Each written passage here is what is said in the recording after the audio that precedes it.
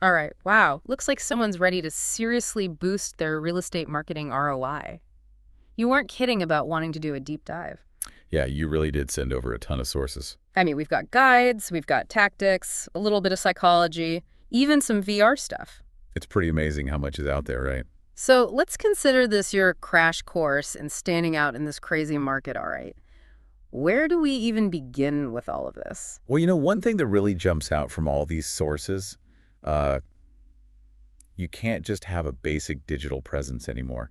Like, just showing up online isn't enough these days. Yeah, that's what I keep hearing. You need a website, you need SEO, then there's PPC, and oh yeah, don't forget email marketing.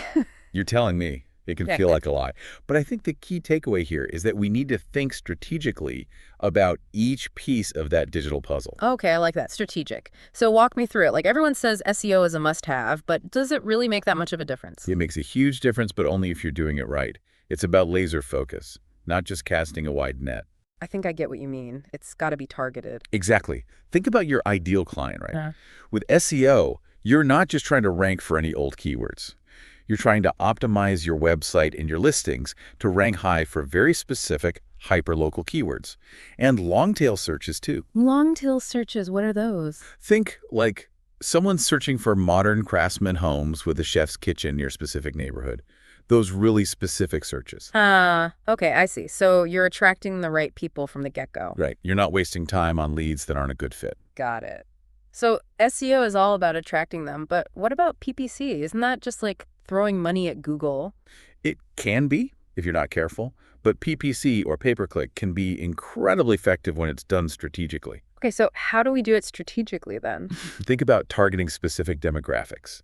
You could target, say, empty nesters who are looking to downsize, or maybe investors who are searching for turnkey rental properties.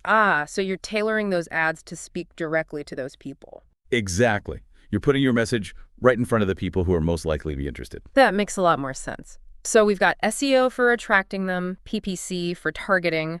Where does email fit into all of this? Email is all about nurturing the relationships you've already built. And it's more than just sending out those generic newsletters. You mean like the, hey, check out my new listings email? Right, exactly. We're talking about delivering really personalized content, hyper-personalized content, through those drip campaigns. Okay, I've heard of dupe campaigns, but give me an example because I'm not quite picturing it. Let's say someone's on your website and they save a search for Victorian homes with a garden. Got it. Pretty specific. Right. So with the drip campaign, you could set it up so that they automatically get weekly updates on any new listings that match their criteria. Wow, that's actually super helpful. You'd be like their personal home finding assistant. And you could even throw in market reports that are specifically for that neighborhood. So you become their trusted advisor, not just another agent spamming their inbox. I'm definitely rethinking my whole email strategy now. This is way more sophisticated than I thought. But realistically, most people are probably browsing listings on their phones these days. Oh, absolutely. So what about mobile optimization? If my website looks amazing on a desktop, but it's clunky on a phone, am I kind of shooting myself in the foot? You hit the nail on the head. Mobile optimization is absolutely essential. And it's more than just shrinking down your website to fit a smaller screen. What else is there to think about? Well, think about mobile users. They want speed, they want convenience. So make sure you've got those prominent call buttons, maybe map integrations, and make sure it's easy to navigate with, just one thumb while they're on the go. Okay, you've convinced me. My website needs a mobile makeover ASAP, but it's not just about looks, right? Definitely not. I keep seeing all this talk about having content that actually converts visitors into clients. And one thing that keeps popping up is those exit intent pop-ups. Are those actually effective or are they just super annoying? They can be incredibly effective when they're done right. Okay, so what's the right way to do an exit intent pop-up? Think about it. Someone's about to leave your site. Maybe they're feeling overwhelmed or they haven't found exactly what they're looking for. Okay, yeah, I've been there. That exit intent pop-up is like a gentle tap on the shoulder, Hey, before you go, wouldn't you like this? I like that. But it can't be just any old offer, can it? Nope. It's all about those lead magnets. Lead magnet. A lead magnet is something valuable that you offer in exchange for their contact information. So instead of a generic sign up for my newsletter pop-up, offer something useful, like a free home valuation tool a downloadable guide to the best schools in the area, even a checklist for first-time homebuyers. Wow, some of these guides have really clever lead magnet ideas. It seems like it's all about providing genuine value, not just trying to hard sell. But even with the best website and lead magnets, you need to get people there in the first place. Right, exactly. How do we make our content stand out in the sea of listings online? It's a combination of two things: high-quality visuals Mm-hmm. and content that positions you as the expert. So give me the visual side first. What are we talking about? Think stunning professional photos, virtual tours that let buyers kind of walk through a property from their couch. You could even use drone footage to showcase the neighborhood. Okay, I'm picturing it, but it's not enough to just have pretty pictures, right? Right. Then you layer in that valuable content. Like what? Give me some specific example. Imagine writing some blog posts that answer those common buyer questions, or creating really in-depth neighborhood guides that capture the vibe, the lifestyle, not just a list of amenities. You can even do video tours where you personally highlight the unique features of a property. I see what you mean. You become more than just an agent. You're like a resource, a guide. Exactly. You're someone who understands their needs and can help them navigate the process. That makes sense. But everyone says they're an expert, right? How do we actually prove it? That's where social proof comes in. Social proof. Yeah, it's about leveraging the experiences of others to build trust. Okay, I get the concept, but how do we actually do that? Sprinkle client testimonials throughout your website. You could have a dedicated page that showcases your success stories. Even use, as seen in logos from publications that have featured your listings. So instead of me saying I'm the best, I'm letting my satisfied clients do the talking for me. Exactly. It's way more powerful. That's a great point. But even with all of this, at the end of the day, real estate is still a people business. Yeah, absolutely it is. So we can't automate everything. You're so right. Technology can enhance our marketing efforts, but it can't replace that human touch. I hear you. It's about finding the right balance. Exactly. Finding that balance between automation and personalization, using data to guide our decisions, but always remembering that we're building relationships and helping people achieve their dreams. That's a great way to put it. So we've got the killer website, compelling content, the social proof. Right. But now we need to get it in front of the right people. That's where the digital marketing comes in. Exactly. But we're talking SEO, PPC, social media. It's like drinking from a fire hose. How do we choose the right channels and not get totally overwhelmed? You don't have to be everywhere at once. Start by mastering one or two channels that really align with your target audience and your budget. Okay, I can handle that. Baby steps. Maybe you focus on building that solid SEO foundation to attract organic traffic. Then you layer in some targeted PPC campaigns to reach those specific buyer personas we were talking about. So it's a strategic approach. Exactly. And then, as you get more comfortable, you can experiment with other platforms, like social media, email marketing. And speaking of experimenting, all these sources have me thinking about the future of real estate marketing. Oh, yeah? What are you thinking? VR tours, augmented reality, personalized experiences based on real-time data. It's pretty mind-blowing, isn't it? It is. Is this like the stuff of sci-fi movies, or is this actually happening? It's happening. It's an exciting time to be in this industry. Technology is rapidly changing the way we buy and sell homes. So if we want to stay ahead of the game... You got to embrace those advancements. Those who do are going to have a significant advantage. But with all this new tech, it's easy to get caught up in the shiny new toy syndrome, you know? We don't want to just chase trends. I agree. It's got to be about choosing the right tech for the right reasons, finding the tools that actually enhance your business and provide real value to your clients. I like that. Not just because it's trendy, but because it makes sense for your business. Exactly. But with all this innovation, I worry about, losing sight of the fundamentals. Are we going to get so caught up in the tech that we forget about that human connection? That's a valid concern. It's why it's so important to remember that technology is a tool. It's not a replacement for human interaction. That's a good reminder. The most successful real estate professionals are going to be those who can seamlessly integrate that technology with those timeless principles.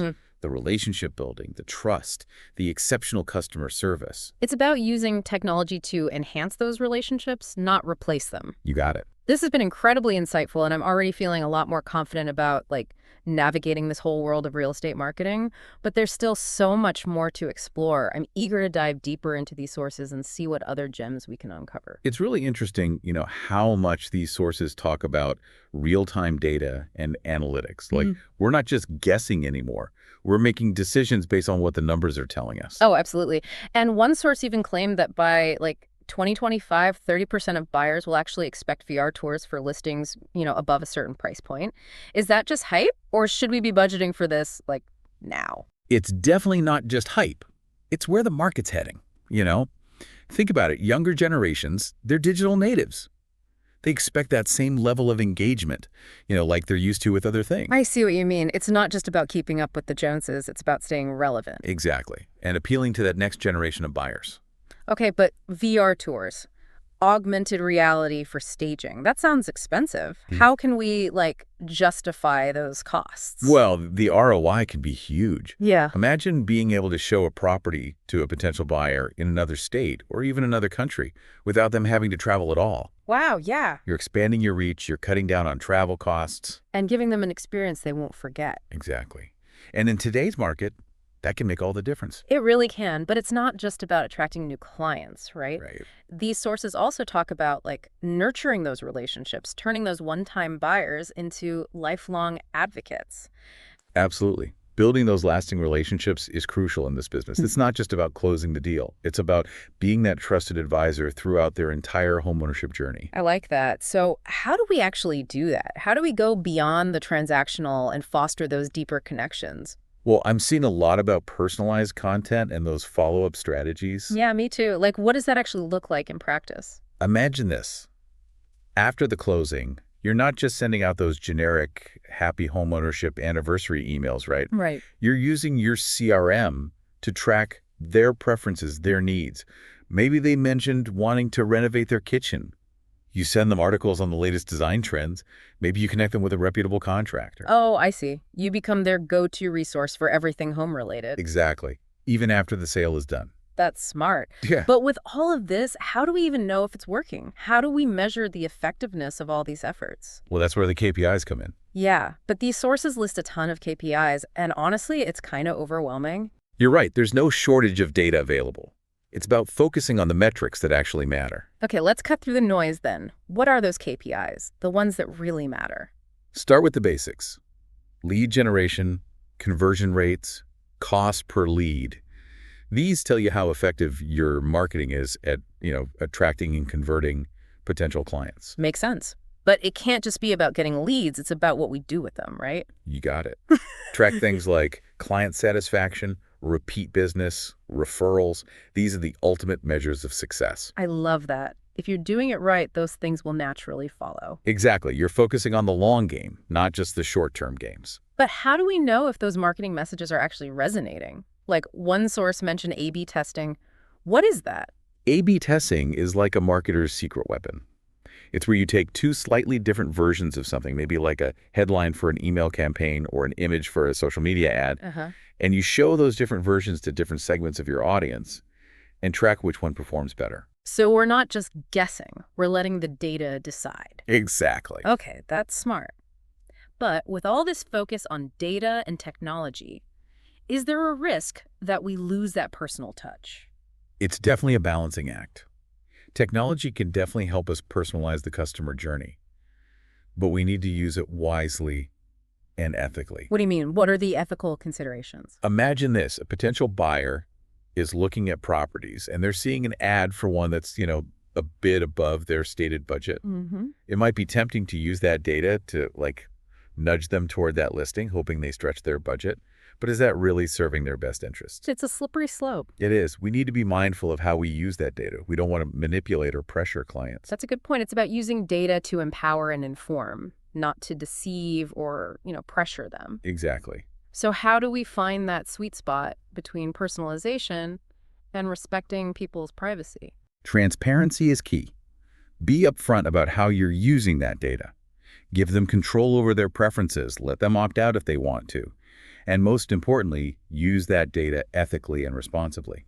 Always putting the client first. Absolutely. These sources have really opened my eyes to the power of data-driven marketing, but I'm also seeing a theme of authenticity and human connection, woven throughout. That's because, at the end of the day, real estate is about people, People are making one of the biggest financial and emotional decisions of their lives. They want to work with someone they trust. Absolutely. It's about finding that right balance, between high tech and high touch. You got it. This has been so insightful. I feel a lot more confident about navigating this whole world of real estate marketing, but Yeah. there's still more to explore. I'm really struck by how these sources keep emphasizing that effective real estate marketing isn't just about selling properties, it's about selling a lifestyle. Yeah, it is fascinating, isn't it? The whole idea of creating an emotional connection with those potential buyers. Right. It's not enough to just list out the features, how many bedrooms and bathrooms and square footage. We need to paint a picture of what it would be like to actually live there. Exactly. Help them envision themselves in that space, in that life. One source even called it aspirational marketing. Yeah. So instead of showcasing just the house, the bricks and mortar, we're showcasing the life they could have in that house. Right, exactly. And you see that a lot with, those beautifully staged photos, the families gathered around the fireplace, friends having a barbecue on the patio. Yeah, those visuals are so powerful. But it feels like we could even go a step further, right? What about using storytelling to create a narrative around the property? Oh, absolutely. Talk about the history of the neighborhood, Yeah. the local shops and restaurants, the parks, the trails. You really help buyers see themselves becoming part of that community. So it's almost like we're selling a feeling, an experience, a dream. But how do we do that in a way that feels authentic and not, cheesy or over the top? Authenticity is key. Yeah. Don't try to force it. Focus on the genuine aspects of the property and the neighborhood, the things that you personally find appealing. I like that. What drew you to this house? What do you love about this community? Right. Let that passion shine through, and buyers will respond to that. It's about finding the heart of the story and sharing it in a way that feels real, that feels compelling. Exactly. But with so many properties out there, how do we make ours stand out? One tactic that keeps popping up is video marketing. Video is incredibly powerful.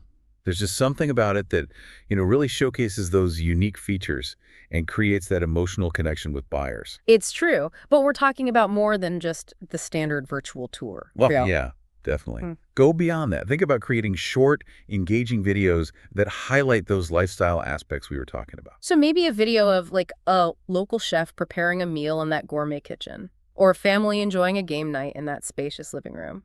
Exactly. Or even a drone video showing off those amazing views from the rooftop deck, or how close you are to the beach. I love those ideas. Get creative with it. Think outside the box. But, video production can be time-consuming and, let's be honest, kind of expensive. So is it really worth the investment? The ROI on video marketing can be huge. Listings with video tours get way more views, way more inquiries. Plus, video is super shareable. It can really expand your reach. That makes sense. It's an investment, but it can really pay off. But speaking of investments, we've talked a lot about digital marketing. What about those more traditional marketing methods? Are those still relevant?